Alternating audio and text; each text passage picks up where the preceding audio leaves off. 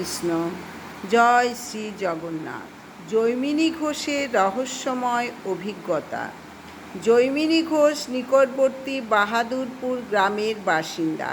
সেই সময় ছিলেন একজন যুবক।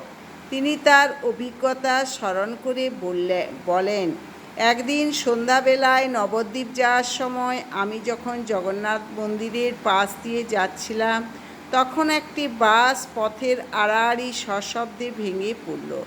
অশরীরী কারো উপস্থিতি অনুভব করে আমি সন্দেহ করলাম যে এটি কোনো ভূতের কর্ম। আমি জানতাম যে যদি আমি ওই বাসের ওপর দিয়ে যাবার চেষ্টা করি তাহলে আমার ভয়ানক কিছু ঘটে যাবে। অত্যন্ত ভীত হয়ে আমি মাটিতে বসে পড়লাম এবং অত্যন্ত ভয়ার্ত অবস্থায় আমি চেতনা হারিয়ে ফেললাম। তখন একটি কণ্ঠস্বরের আশ্বাসবাণী শুনে তার জ্ঞান ফিরল। ঠিক আছে, তুমি এগিয়ে যেতে পারো, ভয় পাবার কিছু নেই। জৈমিনী বললেন, আপনি কেন আমার প্রতি এমন করলেন? আমি এমন করিনি। কণ্ঠস্বর উত্তর দিল, আমি তোমাকে রক্ষা করেছি, আমি তোমার বন্ধু।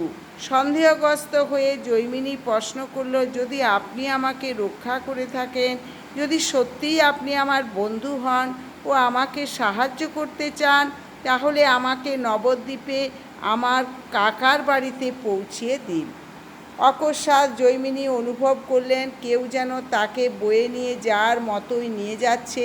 তিনি জঙ্গলের পথ মূল রাস্তা ধরে অনায়াসে না হেঁটেই চলে যাচ্ছেন। তেমনি অনায়াসে তিনি গঙ্গার অপর পারে নৌকা ছাড়াই চলে গেলেন এবং নিরাপদে তার কাকার বাড়িতে পৌঁছালেন। কিছুক্ষণ পর সেই একই কণ্ঠস্বর তার কাছে নিজেকে প্রকাশ করে জানালো যে তিনি শ্রী জগন্নাথ। জগন্নাথ জৈমিনীকে দুধ, বাতাসা ও গঙ্গাজল দিয়ে তার পূজা শুরু করতে বললেন। জৈমিনী ফিরে এসে জগন্নাথ মন্দির যে জমিতে অবস্থিত ছিল সেই জমির মালিক ফটিক চক্রবর্তীকে সব কিছু জানালেন।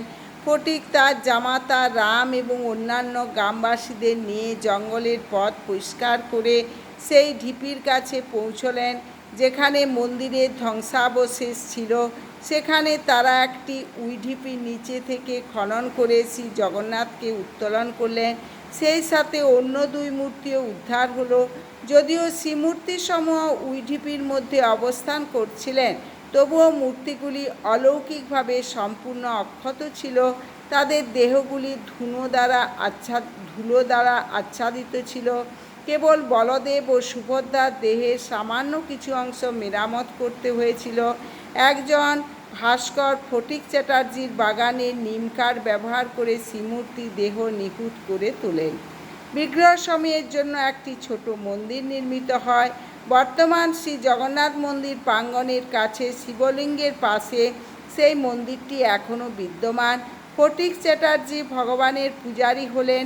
পরবর্তীতে বয়সবৃদ্ধিজনিত কারণে সেবা পূজা চালনায় অসমর্থ হওয়ায় ফটিক চ্যাটার্জি ক্রমশ তার প্রিয় বিগ্রহসমূহে সেবা পূজা চালনায় অক্ষম হয়ে পড়েন এবং ফলে 1979 সালে শুভ গৌর পূর্ণিমার দিনে তিনি মন্দির ও সম্পত্তি ইস্কনকে হস্তান্তর করেন। বিভিন্ন ভক্তগণের অকৃপণ অনুদানে একটি অপূর্ব সুরম্য মন্দির সেখানে নির্মিত হয়েছে। মন্দির পরিবেষ্টন করে রয়েছে সুন্দর বাগান এবং আম্রকুঞ্জ। শ্রী জগন্নাথ, শ্রী বলদেব ও সুভদ্রা দেবীর এই ঐতিহাসিক বিগ্রহসমূহ এখানে প্রায় 500 বছর ধরে বিদ্যমান এবং আমরা এখন তাদের অতি সাম্প্রতিক কিছু লীলা কাহিনী বর্ণনা করার চেষ্টা করব। হরে কৃষ্ণ কৃষ্ণ কৃষ্ণ হরে হরে, হরে রাম রাম রাম হরে হরে।